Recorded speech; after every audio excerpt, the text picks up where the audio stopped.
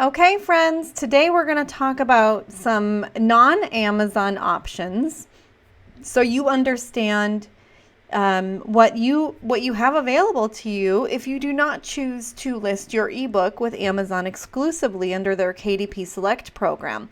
We talked about this in detail in my last video, so if you missed that, go back and check that out. But these are some other options. Now, some of the biggest competitors against Amazon for ebooks are Apple Books, Kobo, Barnes & Noble, and Google Play. I'm going to touch on a couple of these so you understand a little bit about them. And then I'm going to talk about one other option at the end, okay? So stick with me. So Apple Books, again, is through Apple. It's, Apple and Google Play are going to be similar because they are exclusive to either Apple devices or non-Apple devices, like an Android. So Apple Books is something you can download and have on your iPhone, your iPad, and all of the Apple devices. The first thing to know is that they are what's called aggregator agnostic. What that really means is that they don't really care whether you come to Apple through what is called an aggregator. We're going to talk about that later. Or if you come to them directly. They don't give you any benefits either way.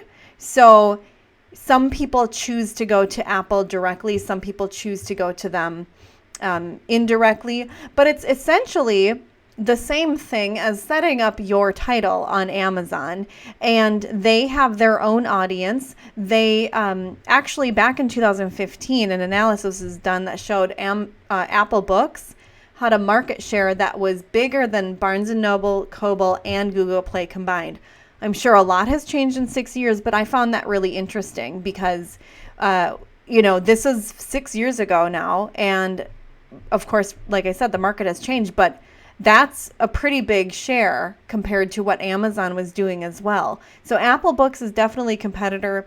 People on their iPhones or iPads are definitely looking for another option rather than, having another device like a Kindle available. So this is something you want to consider that you cannot consider if you are exclusive with KDP Select.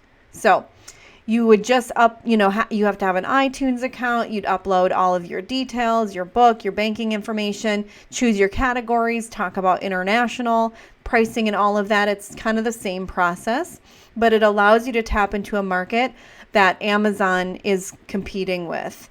And if you go through KDP Select, you close yourself off to this market. Google Play Books, I should say, is another option. And again, Google is the world's biggest, search engine, right? It's a huge thing. So Google Play Books is backed by Google, which is, again, something pretty powerful. There's some like 2 billion some Android users. So again, just like Apple, these are people who are looking to access some books on devices such as a cell phone, you guys know what I mean. I call it a cellular cell phone to my children, and they think I'm crazy. A cell device, a tablet that is not an Apple device, instead of also carrying around a Kindle. I used to ride the bus I commuted to and from the major city near me, which is Minneapolis, and I would see people have their Kindles out, and I always thought they'd have that and their phone and all the rest of their stuff in their purse or their bag, and I just thought, God, it would be such a pain in the butt to bring 2 devices.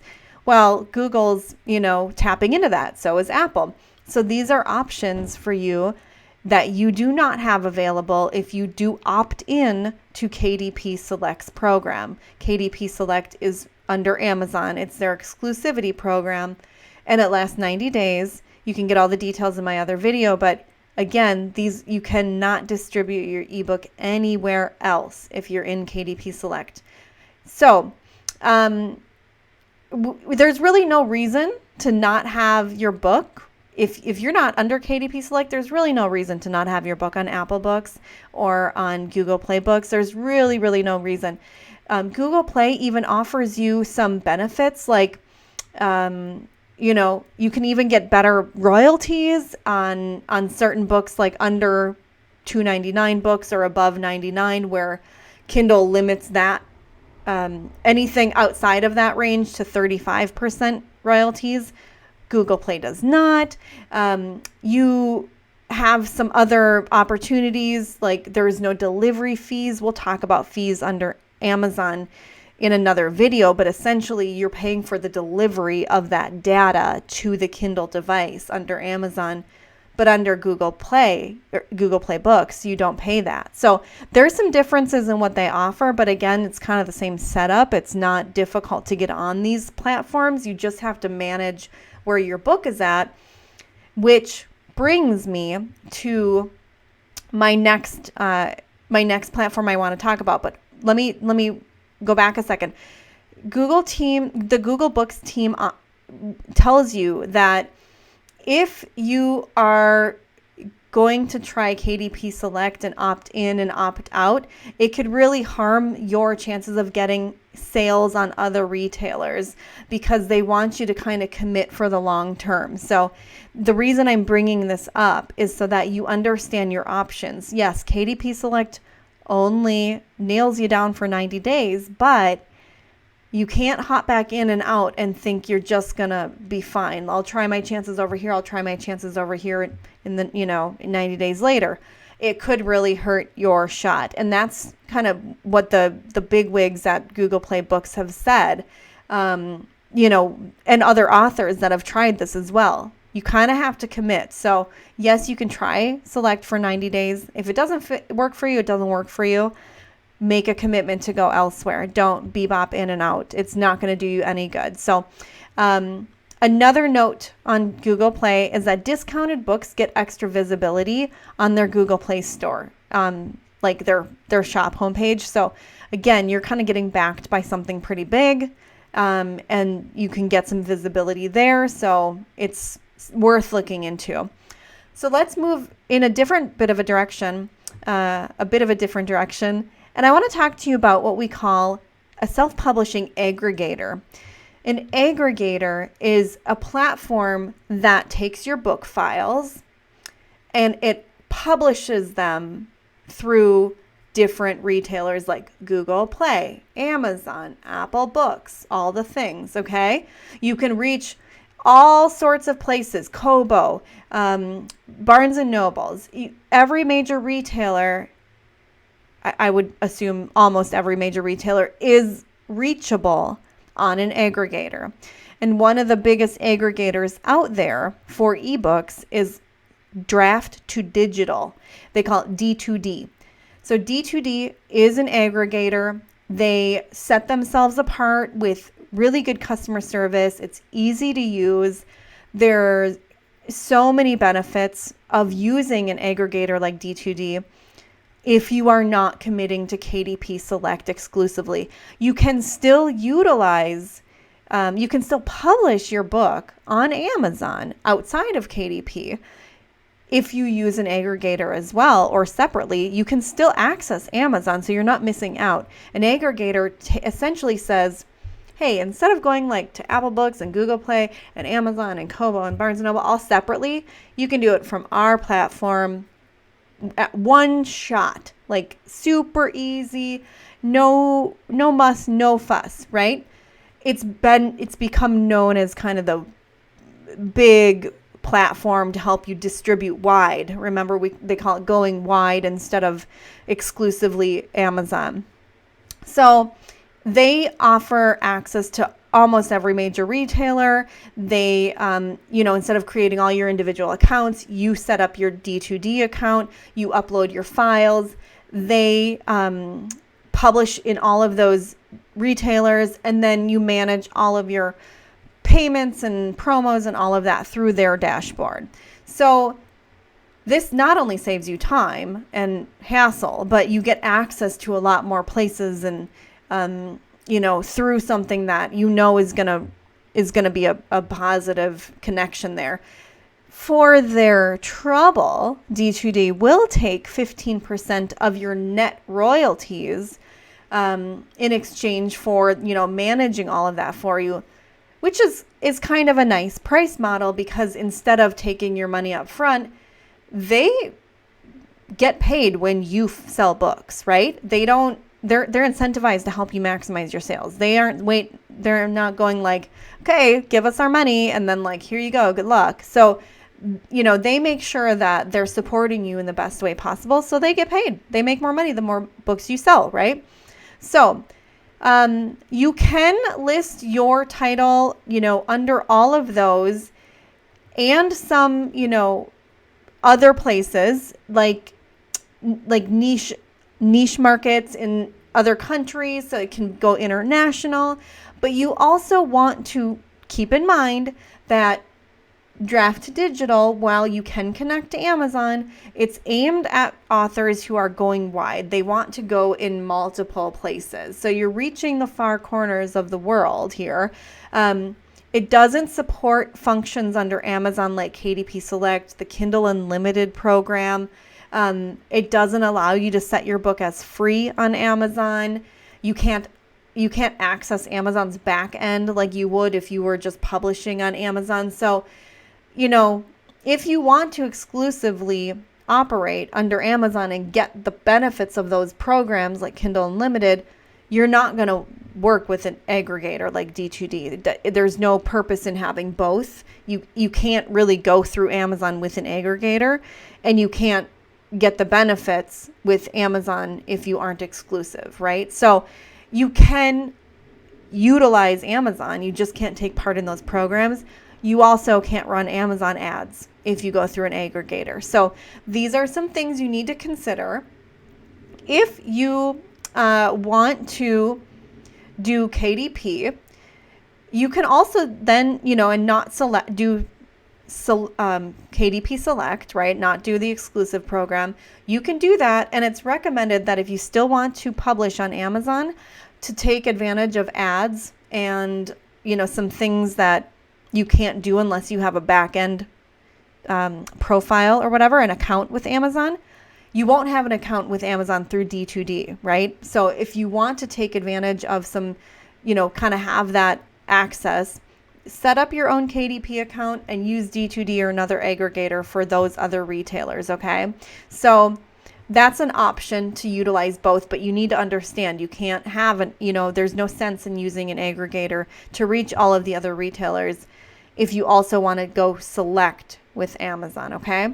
So one other thing I want you to keep in mind is that if you do want to publish your book in more than one place, more than one retailer, and you don't want to use an aggregator, or you aren't thinking about using an aggregator, consider your readers.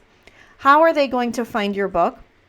Like, let's say you have a hub, like your website or maybe your Facebook page. Are you going to give them a link to like literally everywhere, all your 4 or 5 retailers to buy your book? Or a link to only Amazon? Like, you have to kind of, if you want to give them your options, what are your options?